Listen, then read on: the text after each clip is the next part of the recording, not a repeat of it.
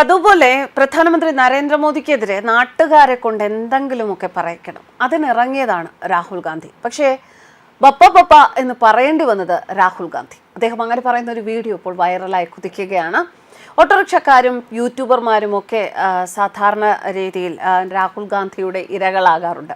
അവരോടൊക്കെ സംസാരിക്കുന്ന രാഹുൽ ഗാന്ധി പതിവ് പോലെ നരേന്ദ്രമോദിക്ക് എതിരെ എന്തെങ്കിലും കുത്തിത്തിരിപ്പുണ്ടാക്കാൻ സാധിക്കുമോ എന്നുള്ള ഉദ്ദേശത്തോടു കൂടിയാണ് യുവ വ്യവസായ സംരംഭകരുടെ അടുത്ത് പോയത്. പക്ഷേ ഒരു യുവ വ്യവസായ സംരംഭകന്റെ പ്രതികരണം കേട്ട് കിളി പോയി നിൽക്കുന്ന രാഹുൽ ഗാന്ധിയുടെ വീഡിയോ ആണ് ഇപ്പോൾ പ്രചരിക്കുന്നത്. വളരെയധികം രസകരമായ ഒരു വീഡിയോ ആണിത്.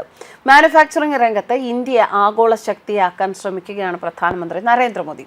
ആ നരേന്ദ്രമോദി സർക്കാരിനെതിരെ കണ്ടന്റ് ക്രിയേഷന് പോയതാണ് രാഹുൽ ഗാന്ധി. ശരിക്കും ഈ സംവാദം ഇപ്പോൾ രാഹുൽ ഗാന്ധിക്ക് തന്നെ പാരയായി മാറിയിരിക്കുകയാണ്.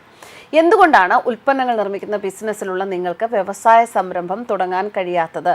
സർക്കാർ എന്തുകൊണ്ട് നിങ്ങളെ സഹായിക്കുന്നില്ല? ഒരു യുവ വ്യവസായ സംരംഭകനോട് രാഹുൽ ഗാന്ധിയുടെ ചോദ്യം ഇതായിരുന്നു. മോദി സർക്കാരിനെതിരെ എന്തെങ്കിലും ഇയാൾ പറഞ്ഞാലോ എന്നുള്ള പ്രതീക്ഷയിലാണ് അത്തരത്തിലൊരു ചോദ്യം തന്നെ ചോദിച്ചത്. പക്ഷേ അയാൾ മറുപടി പറഞ്ഞത് ഇങ്ങനെയാണ്: എനിക്ക് വ്യവസായം ആരംഭിക്കാൻ സർക്കാരിൽ നിന്നും ഈടില്ലാതെ 200 മുതൽ 300 കോടി ഡോളർ വേണം. 17,237 കോടി മുതൽ 25,856 കോടി വരെ വായ്പ വേണം. എനിക്ക് സെമി കണ്ടക്ടർ രംഗത്താണ് ബിസിനസ് തുടങ്ങേണ്ടത്.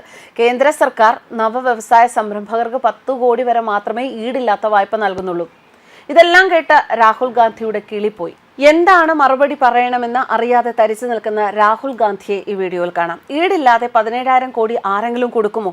എന്തായാലും ഈ വീഡിയോ പുറത്തുവിട്ടതോടെ രാഹുൽ ഗാന്ധിയുടെ യുവ വ്യവസായ സംരംഭകരോടുള്ള സംവാദം പൊളിഞ്ഞിരിക്കുകയാണ്. ഈടില്ലാതെ ഏതെങ്കിലും രാജ്യം വ്യവസായികൾക്ക് വായ്പ കൊടുക്കുമോ? രാഹുൽ ഗാന്ധിക്ക് ഇത്ര പോലും വിവരമില്ലേ എന്നാണ് ഈ വീഡിയോയ്ക്ക് താഴെ ഇപ്പോൾ കമന്റ് വരുന്നത്. ആ യുവ സംരംഭകൻ പറഞ്ഞതൊന്നും രാഹുൽ ഗാന്ധിക്ക് മനസ്സിലായില്ല എന്നും ചിലർ പ്രതികരിക്കുന്നുണ്ട്.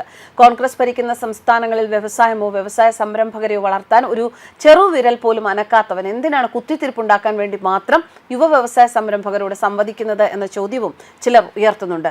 ശരിക്കും ഇയാൾ പപ്പു തന്നെ എന്നും വീഡിയോയ്ക്ക് താഴെ പരിഹാസമുണ്ട്. കാരണം യുവ സംരംഭകന്റെ മറുപടി കേട്ട് മറ്റൊന്നും പറയാതെ സ്തംഭിച്ചു നിൽക്കുന്ന രാഹുൽ ഗാന്ധിയാണ് വീഡിയോയിൽ കാണാനാവുക. ഉൽപാദന രംഗത്ത് ഇന്ത്യയെ കുതിപ്പിക്കാൻ ഒരുങ്ങുന്ന മോദിയെ വിമർശിക്കാൻ കണ്ടന്റ് തേടിയിറങ്ങിയ രാഹുൽ ഗാന്ധിക്കെതിരെ ഒട്ടേറെ പരിഹാസങ്ങളാണ് ഉയരുന്നത്.